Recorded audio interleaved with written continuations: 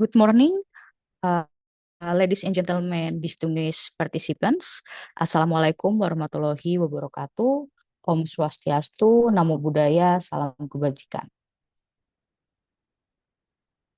Welcome back to the second day of the International Conference on Advanced Development in Engineering, Information Technology and Sciences, or we usually call it as ICADEIS 2026. My name is Safara Chatasa, and it is once again my pleasure to serve you as the moderator for the main session today. We hope you had a restful evening and are ready for another inspiring day of knowledge sharing and collaboration. Yesterday, in the first day of ICADES 2026, we had a great privilege to hear remarkable insights from our keynote speakers, Professor Suhono, Professor Hanif, and Mr. Iqbal.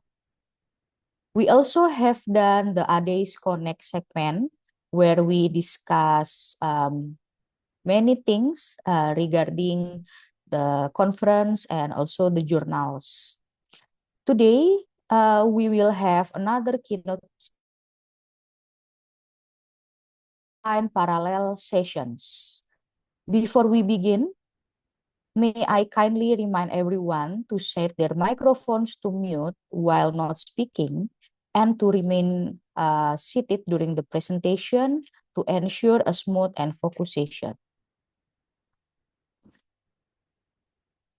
Without further ado, I will introduce you to our keynote speaker today. With us here today, we already have Dr. Edi Nuryatno. Good morning, Dr. Edi. How are you? Morning, Safara. We are good here. Summer in China, but everything is okay. Thank you, Dr. Edi. So I will introduce Dr. Edi a little bit to our audiences today. Dr. Edi Nuryatno is a clinical health informatician specializing in human-centered artificial intelligence, clinical decision support system, and also digital health. He earned his PhD in MIS from Edith Cowan University, Western Australia, where his research focused on human mechanism and technology, enable decision making. His work examines how artificial intelligence influences human judgment, trust, workflow, and decision making, particularly within healthcare environment. He is the developer of the clinical health informatics work, which explore the translation of AI-generated intelligence into accountable clinical actions. Dr. Edi is also a founding member of the Asia Europe for AI network. His current research interests include health informatics, clinical algorithm, decision intelligence, human-centered AI, and the responsible integration of intelligence system into healthcare practice. So Dr. Edi has a really various research, especially in healthcare system. Thank you so much, Dr. Edi, to be our keynote speaker today. We hope we can learn a lot of new insights from your presentation today. So now the floor is yours, Dr. Edi. Thank you, Safara. And good morning also to Pak Sinu. Good morning, everyone. Thank you for the organizer of the ICADEIS 2026 for the opportunity. It is a pleasure to be here and to share some thoughts and topics that I believe will increasingly important over the coming years, including China. So China now will be the first in human-centered AI. That's why I'm here now. I'm trying to share my screen now. Share setting.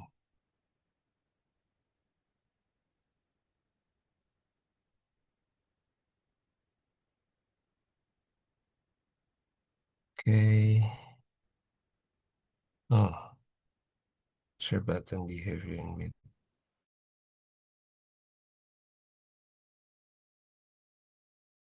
difficulty because of the restriction in China.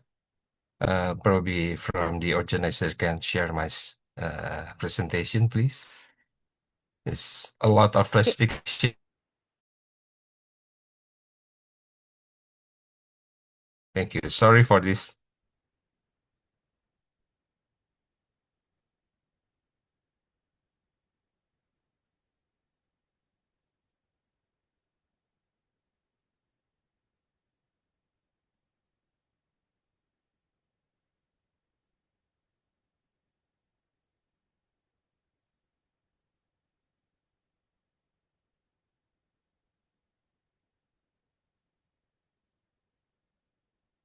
Oh, actually, I can share.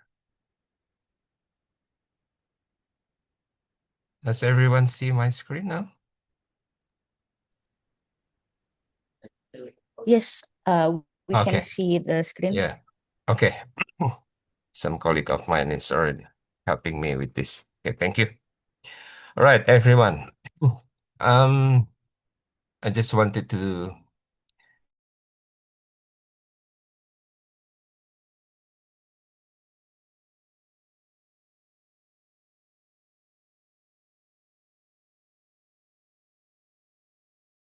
a new capability, new benchmark, or a new application, including my student. Every day, they found something that new, creating a new model, new algorithm, etc. In many ways, we are witnessing one of the most significant technological transformation of our lifetime. Here in China, I can see that the robotic is already advanced, very, very sophisticated. Um, um, they behave like almost like human at the moment, but I couldn't reveal everything in here.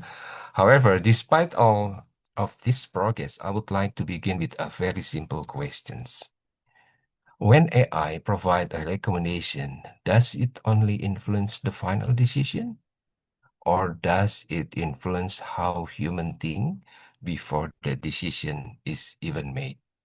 So based on those questions, I will start my presentation about, uh, let me see, human-centered artificial intelligence.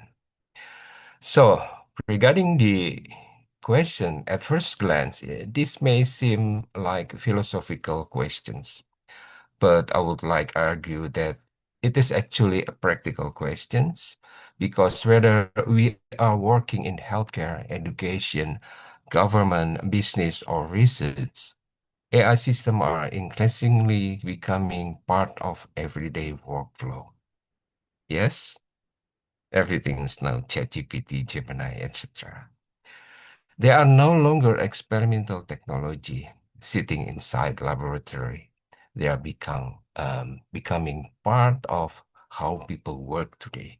There's nothing wrong with that, because part of how people learn, part of how people make decision, and once AI become part of the workflow, its influence extend beyond the prediction itself. That's the problem. That is why I would like to explore today with you all. My perspective come from health informatics. Health informatics sit in an interesting intersection, actually. It is not purely healthcare. It is not purely information technology. It is not purely data science, but including all. Instead, um, health informatics focuses on how information, knowledge, technology, people, and organization interact to support better healthcare decision. And that is why I believe health informatics has something useful to contribute to the broader AI discussion. Because, ultimately, AI doesn't operate in isolation. AI operates with human system, ours. And if we want AI to be successful, we must understand both the technology and the people who use it. Today, I would like to share some observation from that perspective, not a machine learning researcher, not a software engineer, but as someone interested how intelligent systems influence human decision making. Because in my view, the future of AI will depend not only on how intelligent our machine become, but also on how we will understand the human who use them. Okay. Okay, in this second slide, this is quite controversial. When we look at the most AI conference today, we notice a recurring patterns. As you see, a recurring patterns. The conversation is usually centered around technical performance. We discuss accuracy, we discuss precision in here. Oops. Okay. As you see in the AI conversation we are having now, we are discussing accuracy, we discuss precision, and we discuss a recall, F1 score, computational efficiency, model architecture, deep learning approaches. We compare benchmark result, something that these are all important discussion actually. Please do not misunderstand me. I'm not arguing against technical excellence. Technical excellence matter. Without technical excellence, none of the system we are discussing today would exist. However, I sometimes wonder whether we are becoming so focused on improving models that we are spending less time understanding how those models influence people. Because eventually, every AI system encounter a human being. For example, in on my right-hand side, you can see there a clinician as a doctor, a teacher, a manager, planner, policymaker, student, citizen, and at that moment, something interesting happened. The conversation shifts. The question is no longer how accurate is the model. The question becomes, what should I do with this information? And that is a different question. In healthcare, as a health informatician, I see this distinction regularly every day. Researchers may spend months or years improving predictive models. They may increase accuracy from 90% to 93%, from 93% to 95%. Those improvements are available. But eventually, somebody must decide what happened next. What should be done with the prediction? Should treatment change? Should additional tests be ordered? Should resources be allocated differently? Should the patient be monitored closely? These questions move beyond machine learning. These move into, we call it decision making. And decision making is fundamentally human. This is why I believe there is another AI conversation that deserve greater attention. A conversation about trust, a conversation about attention, a conversation about workflow, and a conversation about human judgment. Because AI succeeds or fail through human interaction, not simply through computational performance. And AI becomes more embedded in our society, understanding that interaction become increasingly important. This is also how influence and impact our student to get their thesis in correctly manner. The next slide will be my story from the clinical practice. I would like to share a simple observation. Several years ago, a clinician told me something that I never forgotten. He said, the AI recommendation was wrong, but I still checked it first. The first time I heard that statement, I thought that it was interesting. The more I reflected on it, the more important it became. Because the recommendation was wrong and the clinician rejected. The AI did not make decision. The clinician remained responsible. The clinician or the doctor remained accountable. The clinician remained in control. Yet something important still happened. The AI changed the order of attention. This is very, very important. The recommendation become the first thing a review, the first thing examined, the first thing considered, and the observation raises an interesting questions. When exactly does AI influence human behavior? Many people assume influence occur when recommendations are accepted, but perhaps influence occurs much earlier. Perhaps influence begins when attention is directed. Perhaps influence begins when something becomes the first thing we see, the first thing we think about it, the first thing we process cognitively. Once attention changes, interpretation often follows. And once interpretation changes, decision making may also change. This is very dangerous. This is this doesn't necessarily mean the decision becomes wrong, nor does it mean the decision become right. It is simply means that AI has become part of the cognitive process.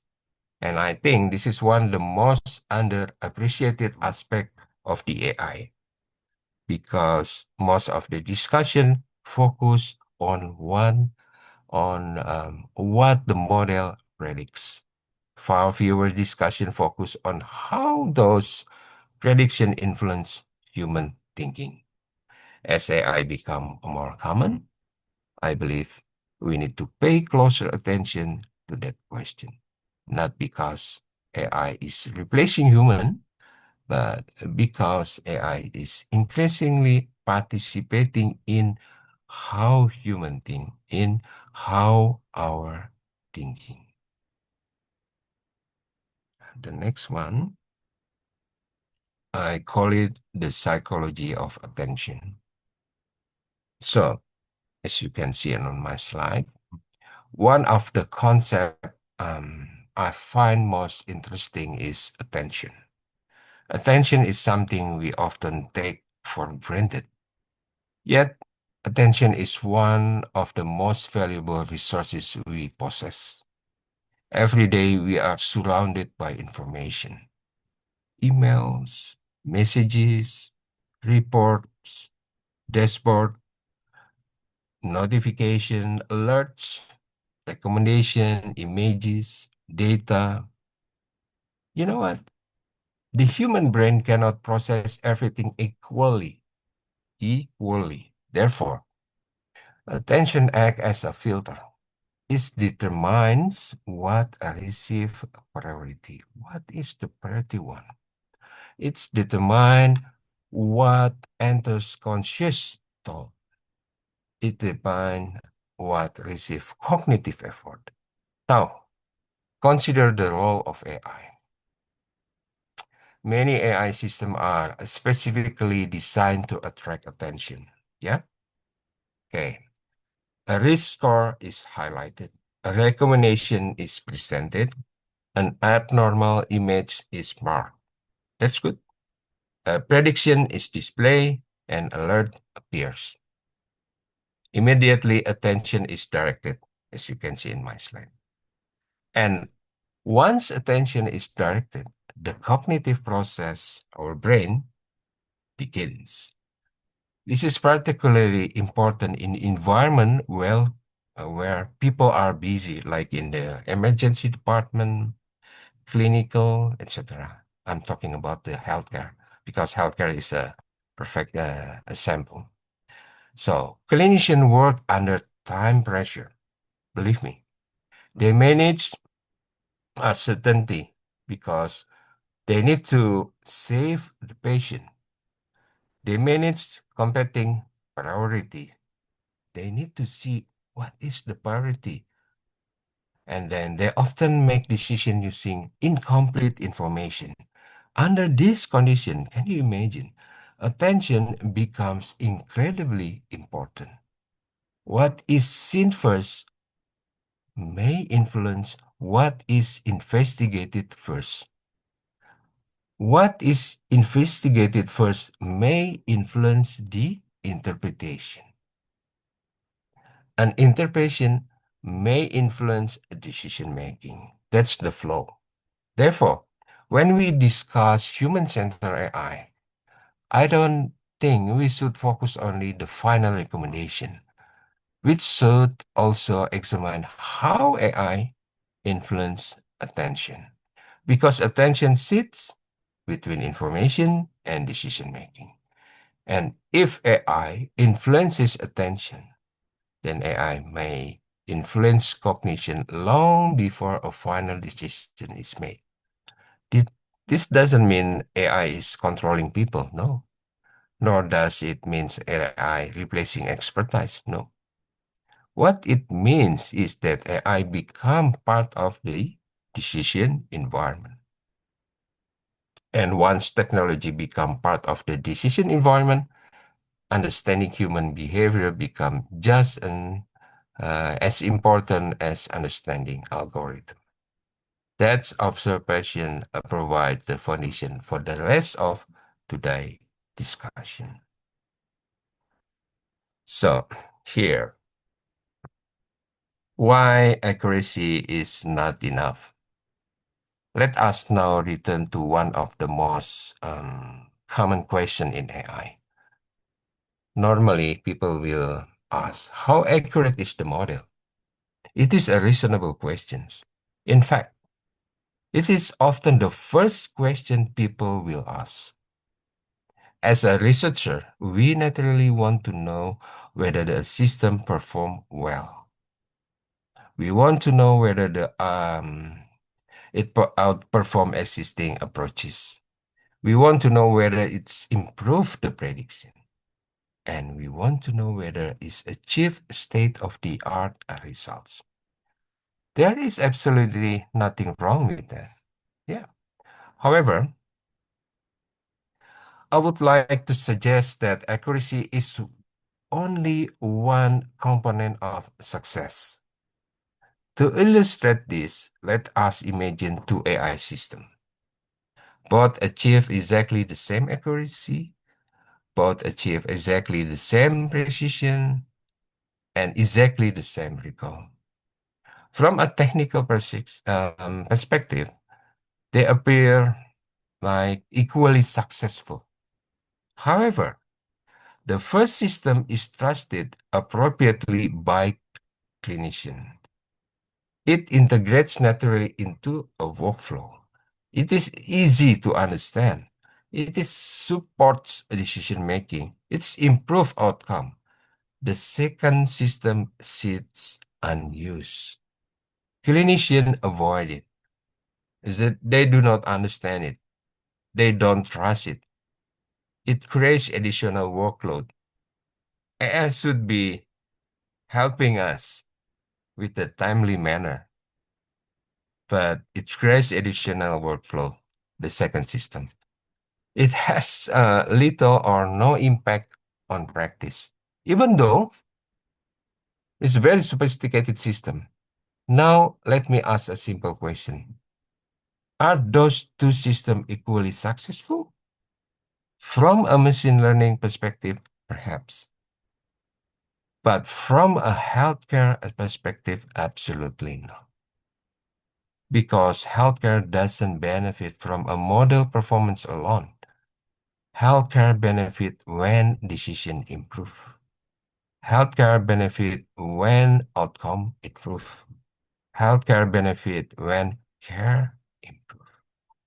This distinction may appear subtle, but I believe it is extremely important. Over the last decade, the AI community has become exceptionally good at measuring model performance, but perhaps we have spent less time measuring the human performance. For example, I have a couple of questions like, how does AI influence behavior, the workflow, the decision quality, and the outcome? These questions are often more difficult to answer, yet they may be the question that matter most because a highly accurate model that nobody used create little value. Whereas a well-designed system that supports this better decision can have a meaningful impact. For me, that is one of the central ideas behind human-centered AI.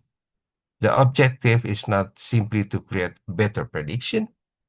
The objective is to create better decision. And those are not always the same thing. Moving to another slide.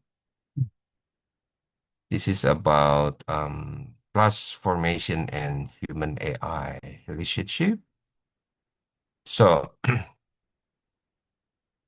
I put there, trust is not binary. It is a continuum.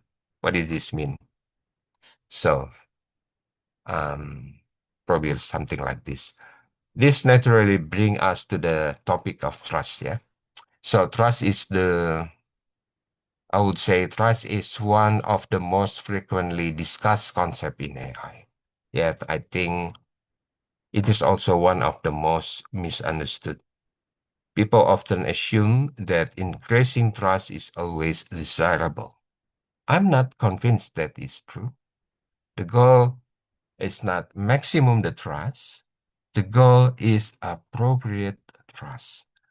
Too little trust create one set of problem.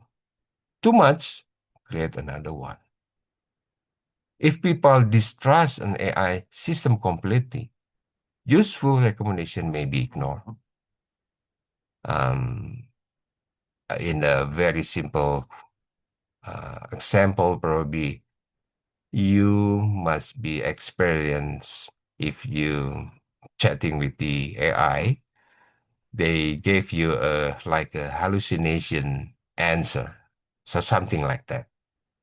Potential benefit may never be realized because you don't trust the AI and you have to work more uh, to create another prompt so the AI can understand. On the other hand, if people trust an AI system excessively, critical thinking may be reduced. This is critical thinking is part of the process within the AI environment. So if we reduce, it's gonna be good. Recommendation may be accepted without sufficient scrutiny. Neither outcome is desirable. What we really want is calibrated trust. Trust, as I thought, that reflect the strength of limitation on the system. Trust encourage appropriate use. Trust should be support human judgment rather than replacing it. So in my field in healthcare, this become particularly important because healthcare decisions carry consequences. A clinician remain accountable. A healthcare organization remain accountable. The responsibility doesn't disappear simply because the algorithm was involved. This is why explainability, governance, and transparency remain important. Not because every user needs to understand every mathematical detail, but because people need sufficient understanding to make informed decision. When trust is calibrated appropriately, AI can become a valuable partner for us, like an assistant. When trust is poorly calibrated, either under trust or over trust may emerge, and both can create big problems. From a health informatics perspective, trust is not simply a technical issue, it is a human issue. It is a behavioral issue and organizational issue too. And increasingly, it will become a design issue. So I will conclude this slide that the future success of AI may depend as much on how well we design trust as how well we design the algorithm.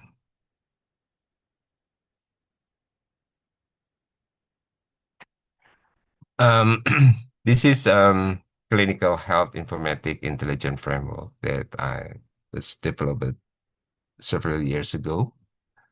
I would like to show you this perspective. Um, so in regard to this perspective, this framework emerged from a simple observation, my observation during the clinical environment. I see many AI projects stop at prediction, and then the objective become building a better model, um, like higher accuracy, a better benchmark, a more sophisticated architecture, and these achievements are important. However, from my point of view, healthcare often asks different questions, like what should happen next? What should we do? Should we intervene? Should we monitor? Should we escalate the thing? Or should we investigate it further? And then I also think that who remains responsible for this? What level of risk is acceptable? These are not purely machine learning questions. These are health informatic questions. And that distinction is important. Computing often focuses on improving prediction. Health informatics often focusing on improving decision. Those two objects are related actually, but they are not identical. Prediction create potential value. Action create actual value. Let me say that again. Prediction create potential value and action create actual value. An AI model may identify a patient at high risk, for example, but the prediction itself doesn't improve health. A prediction doesn't admit the patient, not prescribe the treatment, not allocate the resources, not improve the outcome. What improve outcome is the action that follows. That is where the clinical algorithm layer becomes super important, as you can see in here on the green one.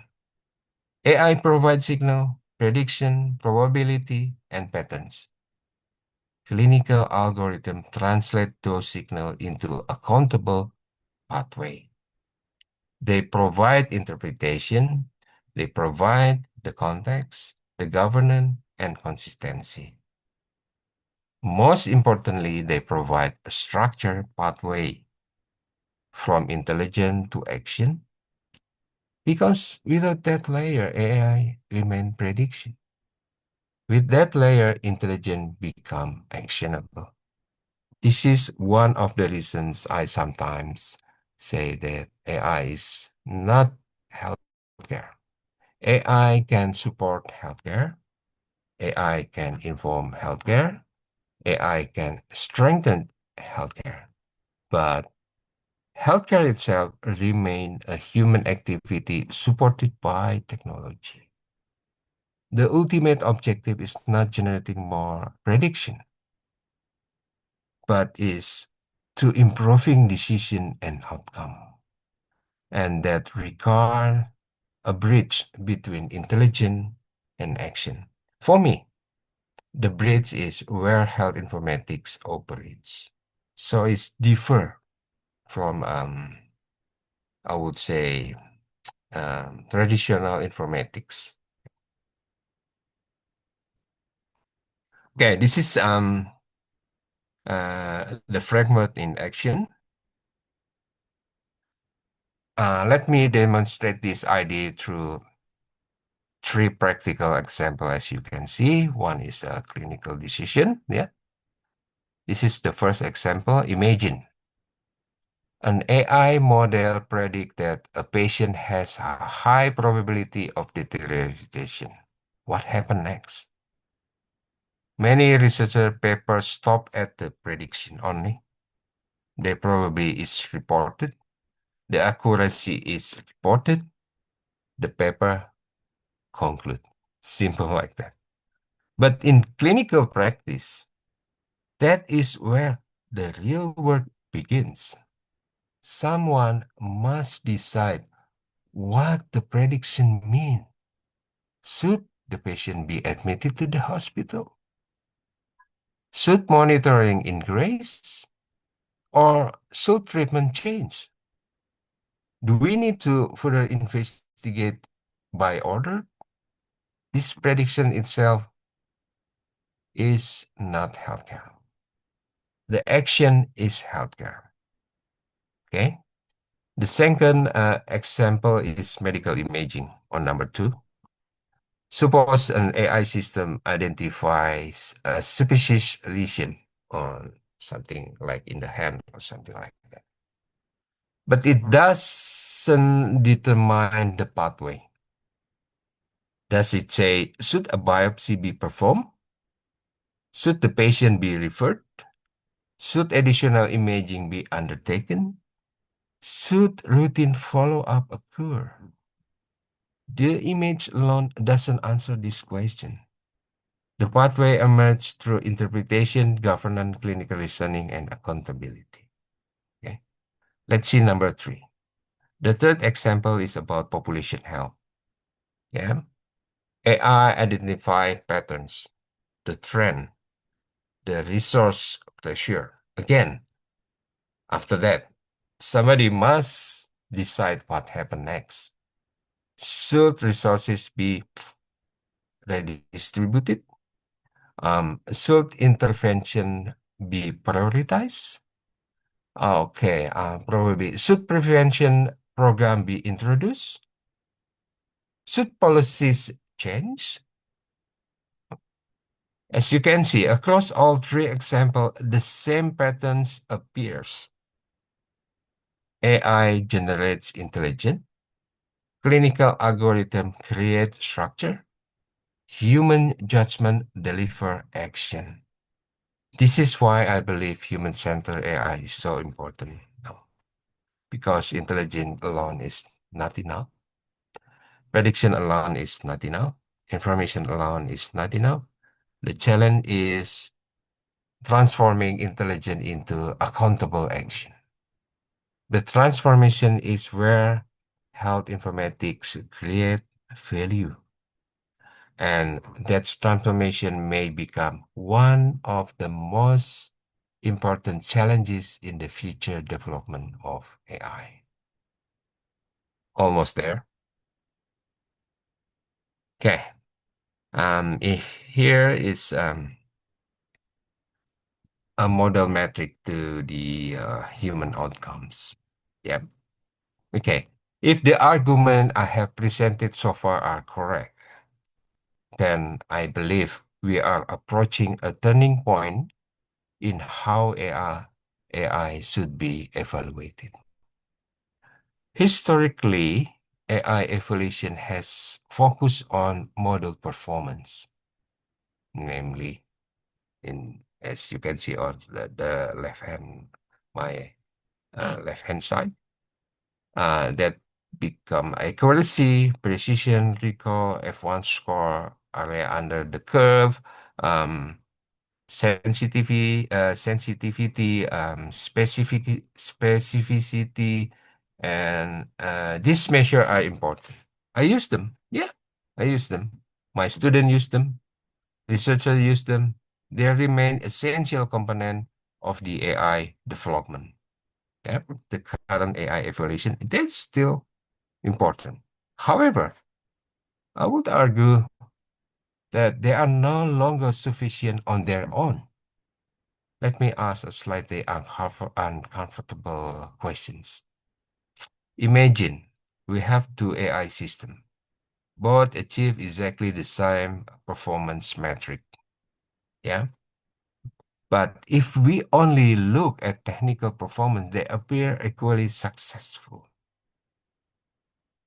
But now let us examine what happened after deployment. The first system integrates naturally into workflow, and the second one sit unused. Are you with me? I suspect most of people in this room would answer no. Are those systems equally successful? No. They're equally great in terms of technical, but are those systems useful? Probably not. So, yet many evaluation frameworks would struggle to distinguish between them.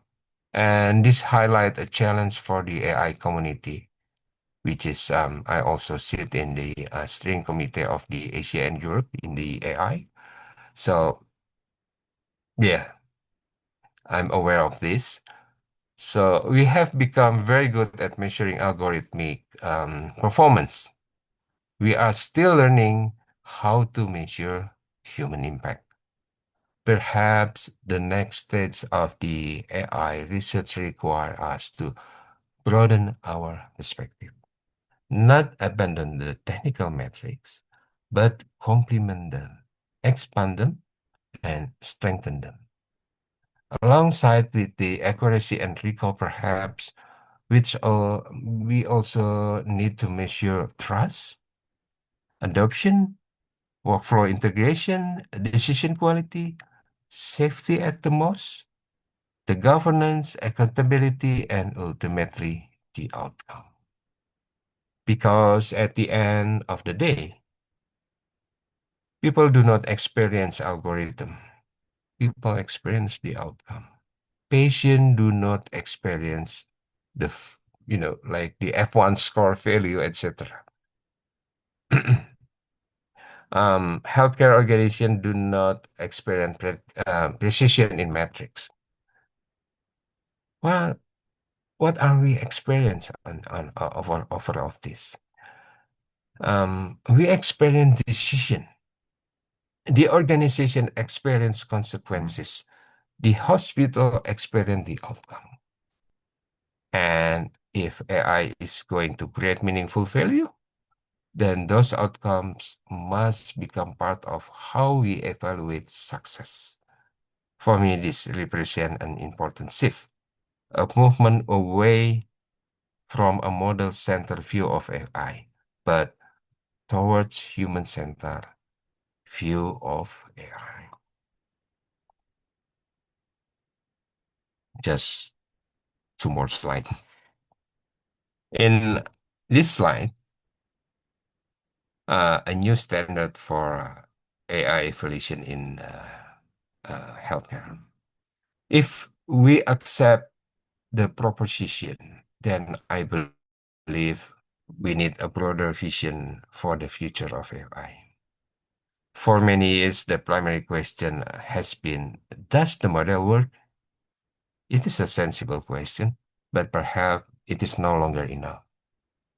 Perhaps we should begin asking a different question. Does the model improve decision? And beyond that, does the model improve outcomes? These are more difficult questions, but they are also more meaningful questions because, as you can see in this slide, healthcare has never existed to optimize algorithm. Healthcare exists to improve human life, and therefore, the ultimate success of AI cannot be determined solely by model performance. It's must also be determined by its contribution to human outcomes. This doesn't mean technically performance become unimportant. Far from it. Poor model can create poor foundation, of course. You know that. Technical excellence remain essential. Yeah. But technical excellence is alone is not is insufficient. So the future of AI require both technical intelligence and human intelligence. It requires both computational capability and organizational capability. I saw this in China. They combine both the technical intelligence and human intelligence when we do like interaction with the robot. The robot have the technical intelligence, but it will have, you know, put the human intelligence to enhance the technical intelligence. So it's not solely like the robot itself become everything, but it needs influence from human. It requires both prediction and action. In my view, this is where health informatics can make an important contribution. So health informatics has always operated in this intersection of technology, information, people, and decision. It has never been enough to ask whether a technology works. The more important question has always been, does it improve care? Does it improve practice? Does it improve outcome? These questions remain just as relevant in the era of AI, perhaps even more relevant. Um, because AI become more powerful, the consequences become more significant. So the challenge before us is not simply building smarter system. The challenge is ensuring those systems contribute positively to human decision making. That I believe is the next frontier for us. Not AIs alone, but human-centered AI. So to conclude this is my last slide. Yeah. Okay, let me conclude with one final reflection. Over the past decade, we have made extraordinary progress in artificial intelligence. Many tasks that once seemed impossible are now routine. You see that, you witness that, yeah? AI can analyze images, AI can generate text, AI can identify patterns, AI can make prediction, AI can assist decision making. The pace of the progress has been remarkable, and there is every reason to believe that progress will continue. However, as we move forward, I believe we must remember something important. Artificial intelligence doesn't exist in isolation. Every algorithm eventually encounters a human being. Who are they? Clinician, the doctor, as I said before, teacher, policymaker, manager, researcher, everyone actually. And at that moment, technical performance alone is no longer enough. Human factor began to matter. Trust matters. Attention matters. Workflow matters. Interpretation, decision making, accountability, and outcomes matter. This is why I believe human-centered AI is not a secondary consideration. It is not an optional consideration. It is not a fundamental consideration. It is a fundamental consideration because the true value of intelligence is not found in prediction. The true value of intelligence is found in action, and the true value of action is found in outcomes. For me, this is where health informatics offer an important perspective. Health informatics remind us that information alone is not enough. Knowledge alone is not enough. Intelligence alone is not enough. Value is created when intelligence is translated into meaningful and accountable action. That's translation remain a human responsibility. That's our responsibility. And perhaps that is the most important message I would like to leave with you today. The future of AI will not be defined by AI alone. It will be defined by how well we understand human intelligence. Because ultimately, the goal is not better algorithm. The goal is better decision, and better decision lead to better outcome. Thank you very much for your time and attention. I look forward to the discussion. Thank you. Thank you so much, Dr. Eddie, for your insightful discussion. We have learned a lot of new things, especially about the development of AI in health clinical and the development of what happened in China. And I think it is very interesting because for me personally, um, this is something new, and I think it has a lot of opportunity to be implemented in the future, and especially we hope that the AI can make our life better, not the other way around. So we will open the floor for question and answer session. So for the participants, if you have a question to Dr. Eddie, you can send the question to the chat box, or you can raise your hand and then open your mic. But before you state the question, please kindly state your name and affiliation.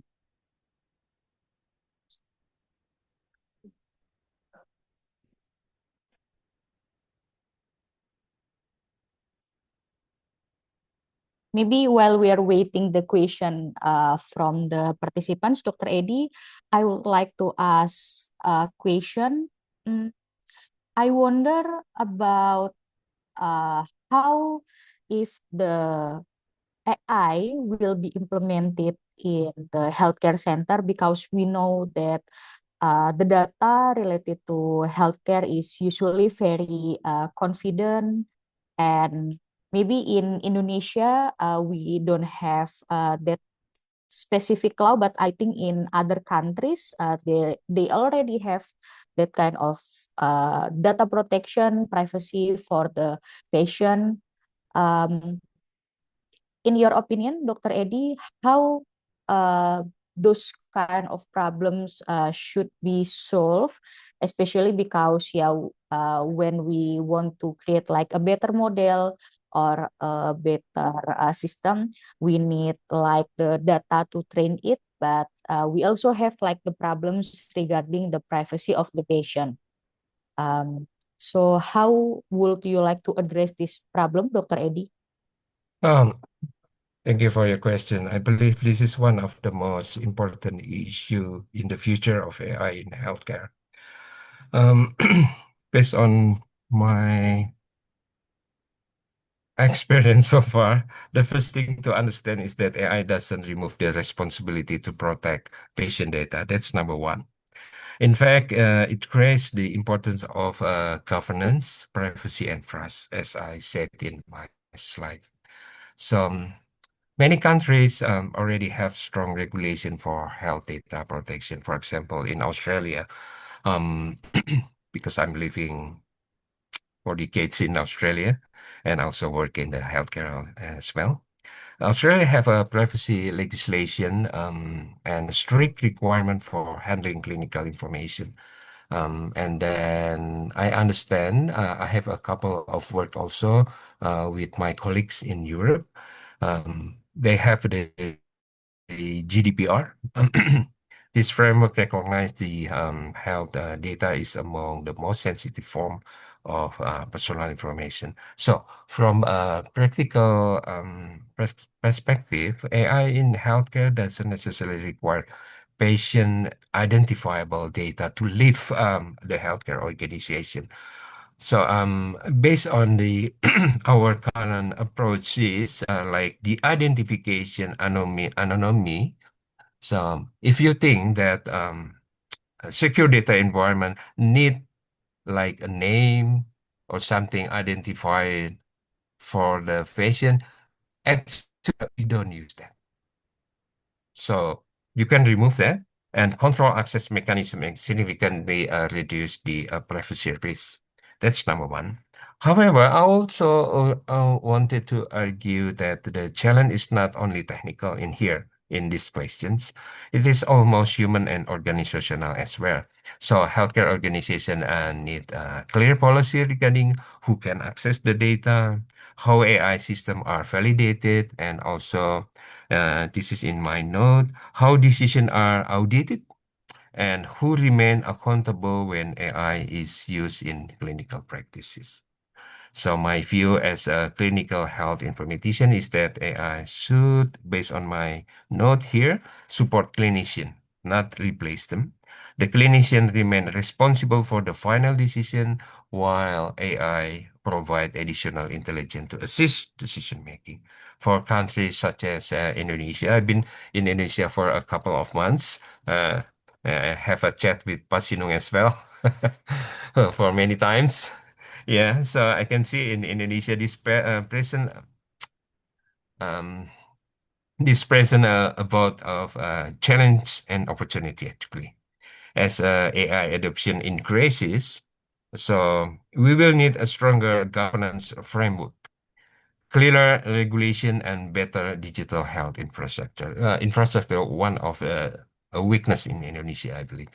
And also, if we build this foundation properly, AI can help improve healthcare quality, efficiency, and also access while we still protecting patient privacy and public trust.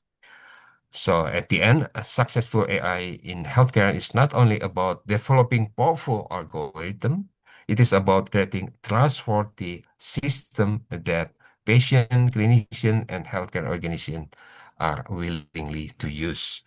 Something like that. Thank you so far. Thank you so much, Dr. Eddie, for your explanation. Um, we will now still open the participants. If you would like to open your mic and state the question directly to Dr. Eddie, please raise your hand. And if you cannot do that, you can also send the question to the chat box here.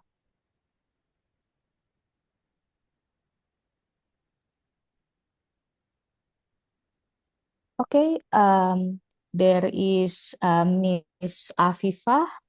Miss Afifah, you can open your mic. Okay, thank you, Mrs. Safara and Dr. Eddie. Good Hello. morning, everyone. Let me introduce myself. My name is Aviva Hairani from Universitas Salakanagara at Tangerang City, Banten. Please, I have one question for Mr. Eddie. What concrete steps should a healthcare institution take to prepare their human research, like doctors and nurses, to be ready to work alongside AI technology? That's it for my question. Thank you, Mr. Eddie and Ms. Safara. Thank you, Ms. Afifah, for your question. Dr. Eddie, how would you like to address the question from Ms. Afifah? Just directly. Okay, thank you, Afifa. That is excellent question because many discussion about AI focus on technology, while the real challenge, I think, is preparing people. In my view, healthcare institutions should focus on three areas. One is education, and then secondly, governance, and the third one is culture. So first, education. Doctor, nurses, and other healthcare professionals do not necessarily, I think, need to become AI expert or programmer, of course. However, they need to understand what AI can do, what it cannot do, and how to interpret AI-generated recommendation. AI literacy should become part of continued professional development, just as we train clinicians on new medical equipment or clinical guidelines. Secondly, this is about governance. Healthcare organizations need clear policy regarding when AI can be used, who is responsible for the decision, how data is protected, and how AI output are validated. Clinician also must understand that AI is a support tool, yeah, just only a support tool, not a replacement for professional judgment. And lastly, I think this one is perhaps most important. This is about culture. We should not create a culture where clinicians blindly trust AI, nor a culture where they reject AI completely. We saw this every day. One completely trusts the AI blindly, and the other one is, no, I don't want to use AI, blah, blah, blah, something like that.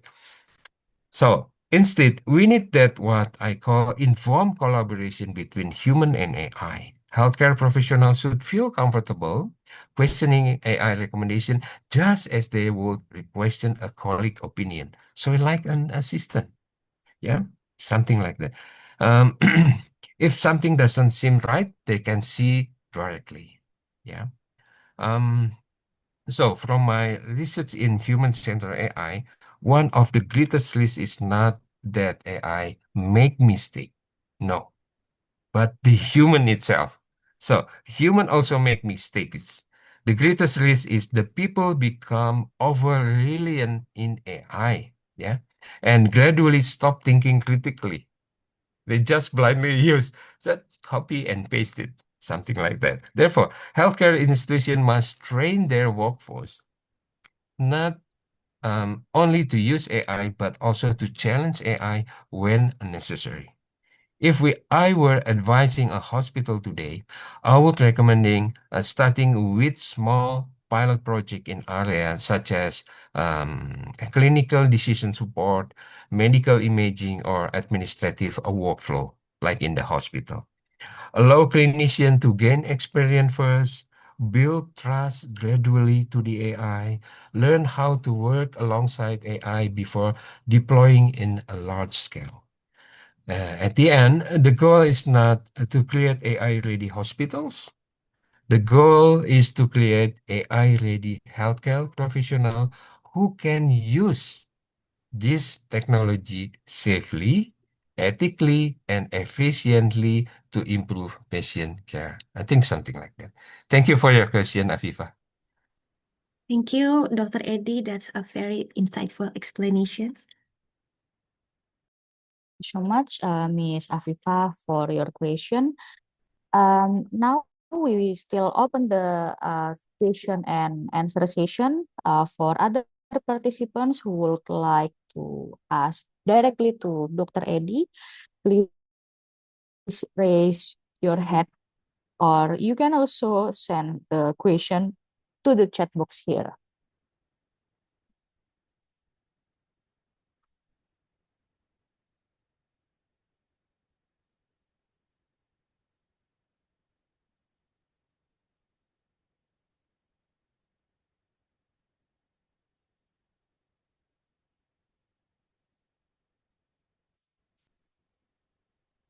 Okay, we already have the question in the chat box, and I will read it for you, Dr. Eddie. Um, there is the question from Mifta from Telkom University. Given the high stakes nature of healthcare decisions, what testing and validation frameworks do you recommend to ensure that AI systems are safe, reliable, and trustworthy before deployment in clinical settings? It's a good one. Mifta, Ibu, Bapak, or just call Miftah. Thank you. This is a very important question because I also take a note here. This is a very important question. We cannot treat AI deployment like ordinary software deployment, I guess. So I would recommend a layer testing and validation framework. Firstly, we need a technical validation. This means testing whether the model perform accurately or representative data using measures such as one, sensitivity, specificity, precision, recall, and calibration. In healthcare, I don't think accuracy alone is not enough because false negative and false positive, we know all about this, may have a very different clinical consequences, not technical consequences, but clinical consequences. And then secondly, we need external validation. The AI should be tested on data different hospitals. So if we have a data in a hospital, different population, devices, or clinical environment, a model that I would say works well in one setting may not perform well in another environment. And then the third one, we need clinical validation. So this is where the clinician will be involved. Clinician must assess whether the AI output is clinically meaningful, aligned with the medical knowledge, and useful for decision making.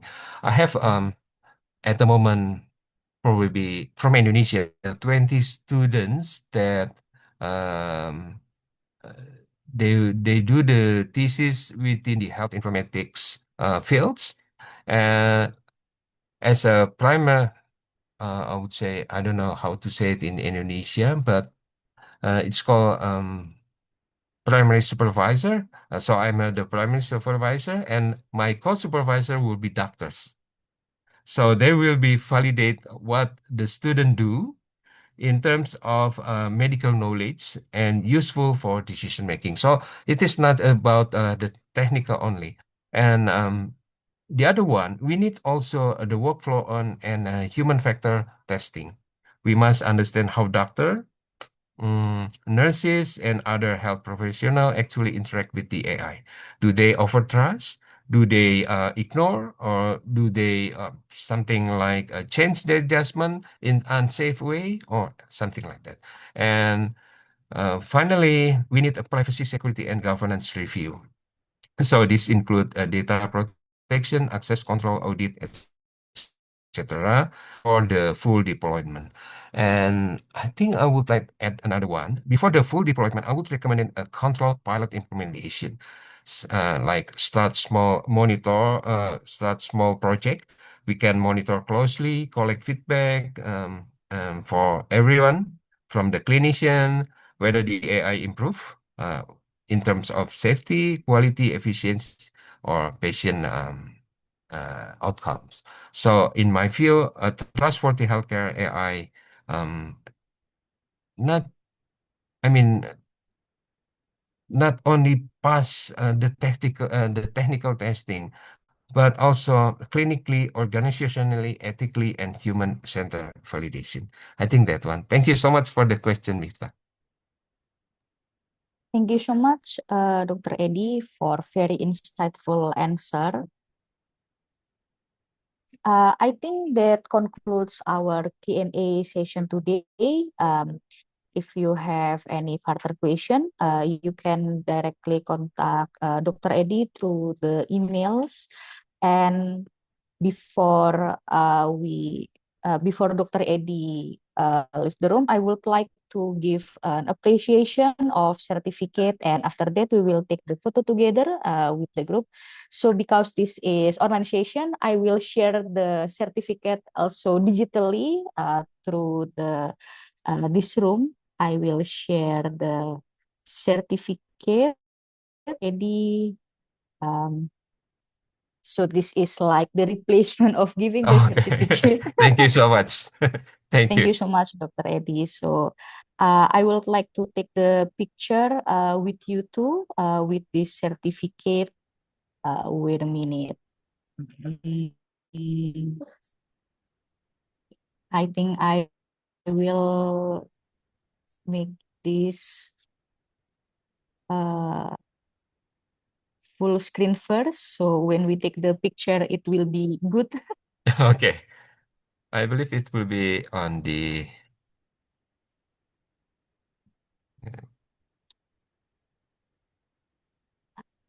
so okay, you can go to the menu. There's a selection. There's a view. Is that the PDF? So you can put a full screen mode. Oh yeah, wait, I will change it because I use the preview one. I think I will open it with the Adobe first. Yeah.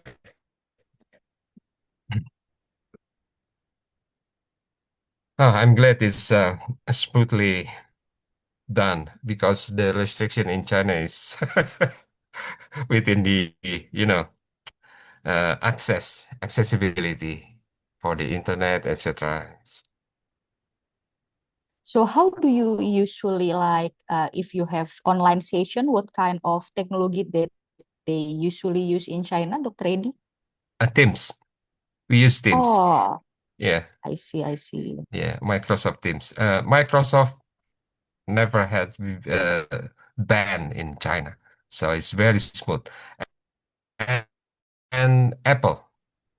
So everything about the Apple products, everything's open here.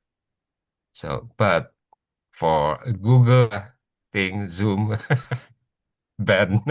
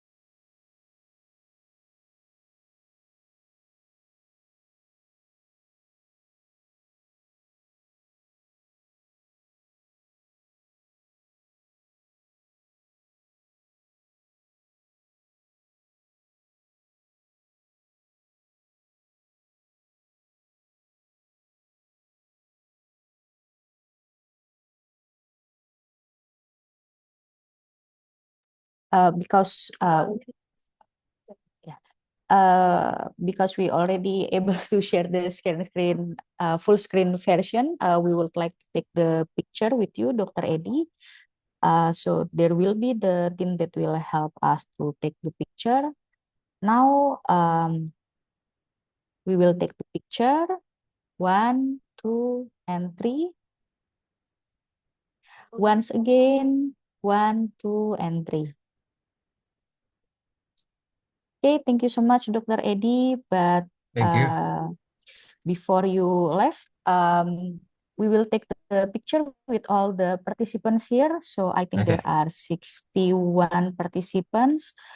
For all the participants, please open your camera so we can take the picture together with our keynote speaker today.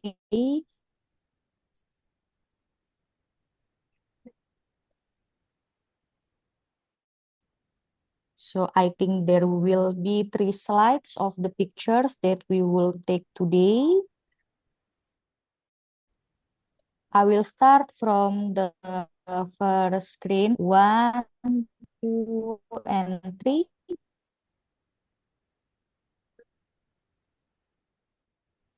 Now we will move on to the second screen. 1, 2, and 3. Now we would like to take the third screen, 1, 2, and 3. Okay, thank you so much, Dr. Eddie, for the first sites today. We hope we can see each other again in another event. Thank you so much. And after taking the photo today, I think that brings us to the end of our morning sessions today. On behalf of the organizing committee, I would like to thank all of our speakers, participants, and supporters who have contributed to the successful of today's program. We will now take a break shortly before beginning the morning parallel session. For all participants, please check your schedules in the respective rooms. We would like to open the breakout room shortly after this. So for the attendees and the presenters, you can join your respective room. And for the other audiences, you can choose the breakout room based on the event parallel sessions that you would like to see. Thank you so much, Thank you for Dr. having me. Eddie. Bye. Thank you, Dr. Eddie. Thank Bye. you, Thank Dr. you. Eddie.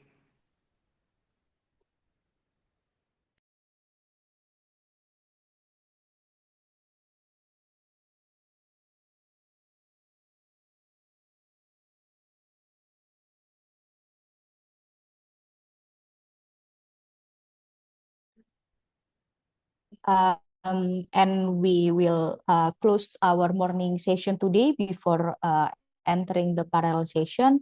And we would like to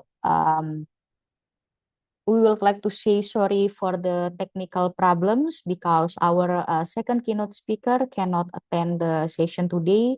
So for our morning session, that concludes the event today. And after this, we will straight forward to have the parallel session. Thank you so much, all participants and attendees.